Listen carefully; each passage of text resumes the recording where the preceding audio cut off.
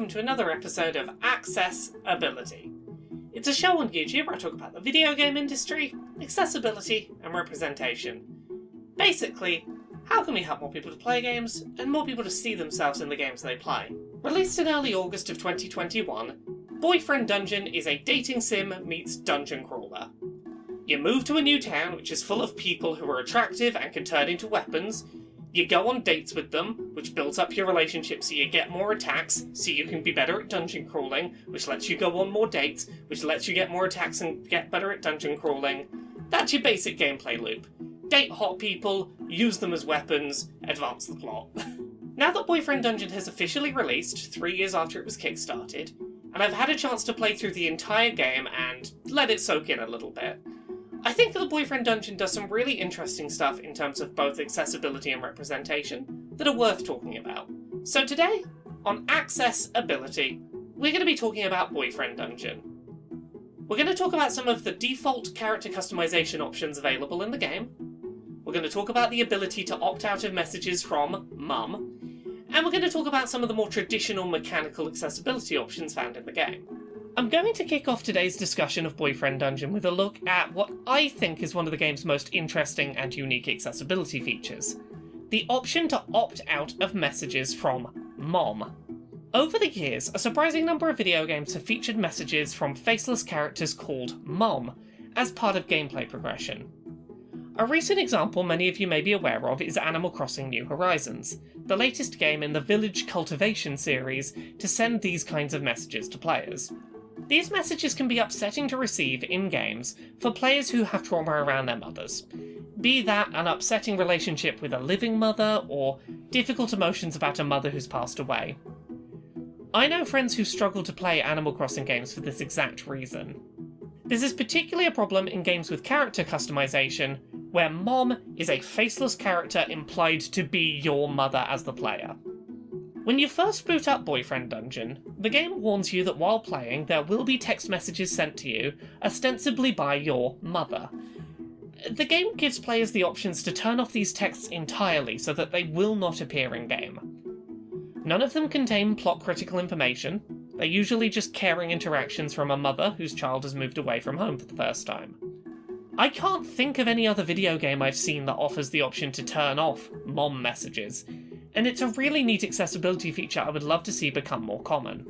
Moving on to some more traditional accessibility settings, Boyfriend Dungeon contains a feature called Goddess Mode, which will cause players to take 50% less damage during dungeon runs.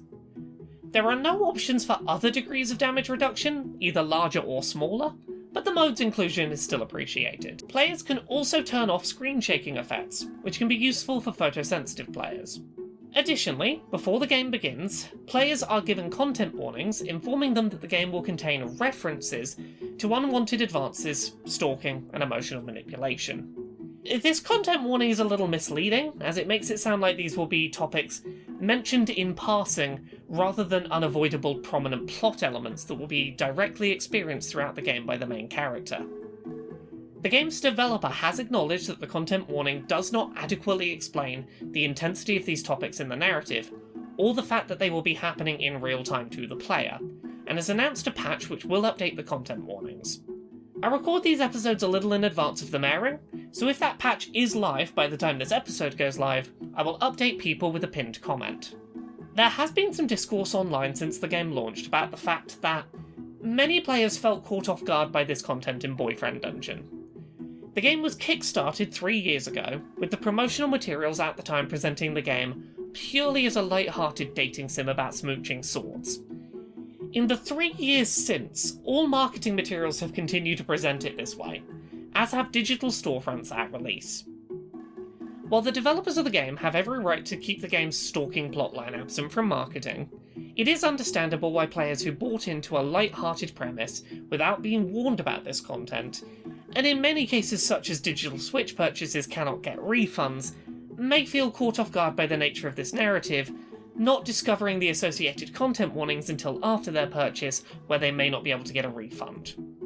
Moving on to some representation options in the game. In Boyfriend Dungeon's character creator, they, them is the default pronoun set offered to the player, with he, him, and she, her offered as options to switch to.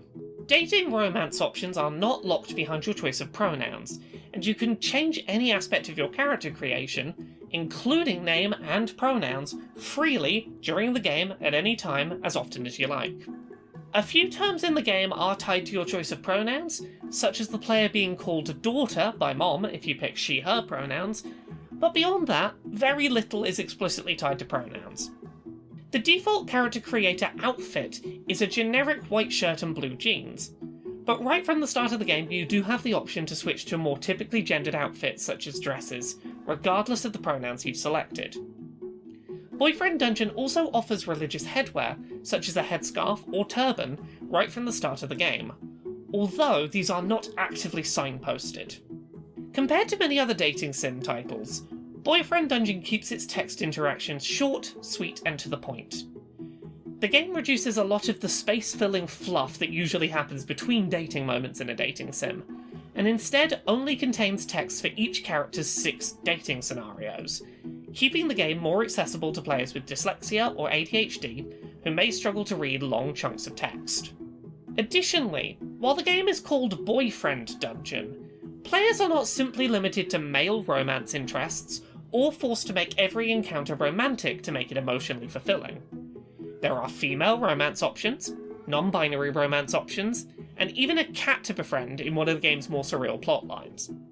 Having now played through Boyfriend Dungeon over a couple of lengthy play sessions, overall I think I've really enjoyed the game.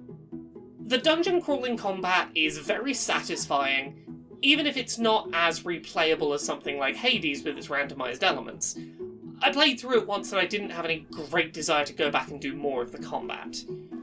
The dating sim elements, I think, really benefit from being shorter and more concise, and I really like the fact that you are not locked into just dating a single character in a single playthrough. You can see all of the plot lines in a single playthrough, which is great for me and my desire to do completionism in a single playthrough. You need to go in being aware that a big part of this game's plot, and probably the driving force of its narrative, is your player character being stalked and emotionally manipulated by someone who you may not want to date, but does not take no for an answer.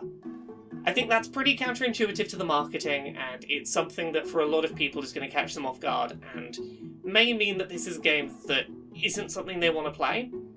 But if that's not a barrier for you, if that's something that you're okay with experiencing in media, I think that this game has some really sweet, wholesome, lovely, concise dating sim elements that are well worth playing through.